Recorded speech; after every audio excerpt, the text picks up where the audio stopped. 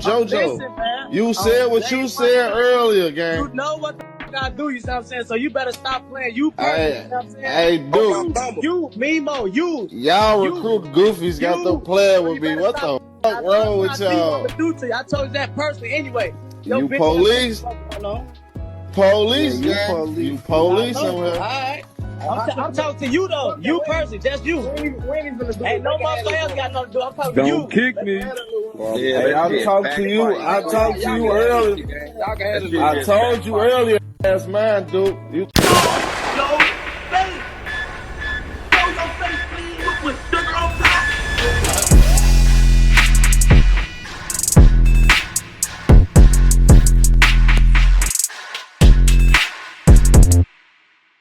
Hey, what's up, y'all? Y'all know my slogan. I don't know it all, but I know what I've been through. Now, before we get into this video, make sure you check us out on Patreon at www.patreon.com/Hookah Anonymous _. You guys been telling us to create one for the longest, so we recently created a community where we will upload videos that we can't share on YouTube due to their guidelines. We'll also be dropping the latest to there first, behind the scenes information that you wouldn't find anywhere else on our socials. So make sure you become a member, and after you do that, head over to our official Instagram page at Hookah Anonymous _ and follow us there. Now without further ado, let's get into what you guys came here to see. Now, if you didn't know by now, Chicago is a tricky place because these days you don't know who's a friend or a foe. Normally when you get into it with someone you were once cool with, it never get further than you guys arguing or maybe even having a fight with each other to settle your differences. However, Chicago is very, very different. Friend, family member, or whoever, it seemed like once a disagreement is had, it can go as far as two guys who were once cool with each other, now wanting to take each other's lives, treating each other as if they were never once cool. Now it's one thing to fight, but it's another thing to take somebody's life or not care if a life is taken or because of a disagreement or a falling out. However, on the flip side of all that, then you have the part where guys are willingly backdooring each other with no remorse and glorifying the fact that they are snakes, slimes, and not someone to be trusted. This has spread not only amongst the older crowd, but the younger crowd as well, and I think it's worse amongst the younger crowd because they don't really understand what they're doing due to their age. But it's becoming a crazy trend, as well as guys who once were cool wanting to take each other's lives. That's what it seemed to be between Memo600 and Munna. This feud would breed another disagreement between two guys who have the same crew, ironically, Memo600 and 600 Trigga. A lot of the times these guys have a distaste for each other, and they usually start over something internal, where if you're from the outside looking in, then it's very hard to tell. But somehow, as much as these guys don't like each other, they still have the same associates and friends, which is kind of weird. Now in this case, we have Memo, who openly let it be known that he's not bothered by the unaliving of O Block's own Munna. Although they were once friends, prior to Duke's passing, him and Memo didn't see eye to eye. So of course when he passed away, you kinda could have expected that Memo would have reacted the way he did, because they already established when he was alive that it was smoke whenever they caught each other.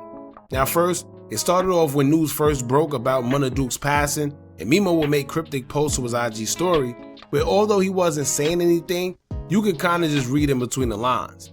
Y'all know when people start using third-party videos to send a message to someone without saying it, especially when they start using Bloodhound Little Jeff quotes?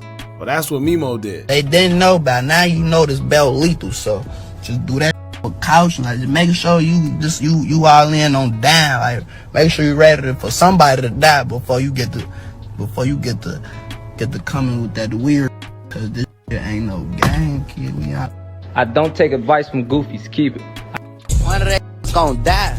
And y'all is gonna be riding like y'all always do. Cause that goofy y'all be down out here. I don't know why y'all even come talking to me. We stomp on his head. Crush. Real cap. Real baseball. The wheels start happening, and y'all know this by now. I went black for like a week, and poof. Gotta go after that one. Poof. I came back. Poof. Long live the stuff. and shortly after that, he would make another post that was a little more direct about how he felt, so if you was confused or wondering, then he basically set the record straight. Memo would take to his IG story to say, quote, "F out my DM talking about sorry for your loss. We ain't lost ish on Steve," laughing emoji. Then he used Chief Keef's song Earned It, but so much words stating that Duke basically earned it. Now you have some people that understand why Memo did what he did, but then you have others that felt that not only was it too early, but felt the two were once cool with each other at one point in time, so Memo shouldn't be celebrating the man's demise. I look at it like this: when someone into it with each other, you can't tell them how to feel or react. It just is what it is. Now, like I stated in the last video, the streets is gonna be the streets, y'all. You live by the gun, you die by it as well. It's hard to have remorse over some people that have inflicted the same pain that their families are now feeling on others. As unfortunate as that sound, on top of that, we have to remember that Memo and Munna Duke has had public disputes with each other on social media, so I don't expect anything less than Memo trolling, because if the shoe was on the other foot, Duke probably would be doing the same thing. If y'all remember during the Cam Capone interview, Munna Duke would say that Memo can't step foot on his block, saying that he can't take Memo serious, and when he catch him, he gonna beat him up. Y'all check this out. Memo, I see you and Memo kind of had some issues on the internet not too long ago. What about him? What you said some issue? From what it says right here, Memo tells Munna Duke he's putting belt to when he catch him. He ain't never put a belt in no more for a day in his life. I don't really take people like that serious, man. You gotta know him, man. You know what I'm saying? Motherfucker like me that been around, that I know every, and a motherfucker like him, I can't take serious. You know what I'm saying? He can't step a foot on my block. He will never step a foot on my block. Never. Now shortly after that, Memo will call his bluff, and that's when he will go and take pictures in front of King Von's mural, which is located in O Block, and also go to a store over there. He will record every second of it too, just to let it be known that he wasn't ducking no smoke. So knowing what Duke had to say about Memo, and them having a prior history before Duke passed away, I don't see why anyone is surprised that Memo trolled or don't care about Duke passing. It was threats being put out there before he lost his life, so when he actually did, what made people think that anything would be any different? Now aside from that, Memo may have not been too fond of Duke, but that don't mean that the guys within 600 themselves all feel the same like Memo. Another 600 member by the name of M Thing will post a picture of Duke and Youngin, remembering them and paying his respects, clearly indicating that he don't feel the same as Memo, despite Memo saying that nobody on his side took a loss.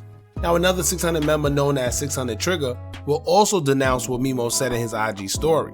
Trigga would take to his story, post a picture of Munna Duke, and caption it saying, quote, "On D-Thing, I appreciate my condolences. This a over 10-year N-word for me. We took a big loss. I don't know what dude talking about." So Memo saying that they didn't take a loss, and Trigga will intervene saying, yes, we did in fact take a big loss. Now as small as that may seem, it's little things like that that can lead to bigger problems. Some people may feel away due to them being more closer to Duke, and to be honest with you, everybody have different relationships with different people.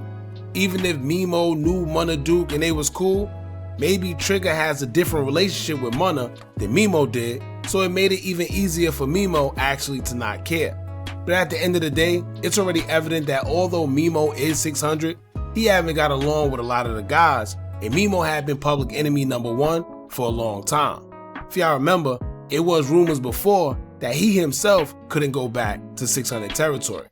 Now whether it's his ops or even his own guys, it seemed like Memo is always into it with somebody, but at the end of the day, he's staying on his own, so it is what it is. Now after it came out that Trigga posted about Duke being a big loss, despite what Memo said, Memo would send another cryptic message out there as he would say, quote, "If it tuck its tail, it's a mutt, on Steve. Don't let that go over your head." So many words he's saying that someone tucking their tail and scared. And he didn't say no names, but it's kind of clear as day who he talking about or what situation he's referring to. Now on another note, as y'all know, Munna Duke and Youngin was shot and unalive as they were celebrating the birthday of Old Block Gleesh. Some say that Duke was moving loose, and that's how they were able to get caught the way they did. And on O-Block Youngin's last story post, he posted a big bottle of Don Julio, and that makes me wonder if the alcohol may have played a part. Here's why. Do y'all remember in that live where Zoo was on live with Memo, and he asked Memo what he was going to do for the night, and Memo mentioned getting lit and drunk with Munna Duke? I think he was being funny, but y'all check this out. What you want? Cool, how you coming? Dry as hell, trying to see what I'm gonna do. High as hell. I ain't on to go to the stool. I need to get mine. Now I'm gonna call for them. You know they somewhere lit. All right, smack around. That right there told me maybe that's something that Duke and them like to do, that maybe that could have been his downfall the night he was on the live. Liquor will have you out and about, moving loosely and how you normally wouldn't, or because you're in a state of intoxication. Now, I don't know if that did play a part. I don't know if that was the reason behind anything, but I really can't fathom Duke being caught so loosely the way he was and knowing that he survived the drill culture for a very long time. Just kind of don't make sense, man. And this is why a lot of the backdoor rumors are starting to float around. FYB J-Man, who we're going to cover later on, did mention that there may have been some type of backdoor activities. We're going to get into that later. But other than that, y'all jump in the comments. Let me know what y'all think about this. Don't forget to like, comment, share, and subscribe. Hit that bell so you're notified every time we drop new content. And remember, as long as you keep on watching, I'm going to keep on dropping. And I'm out.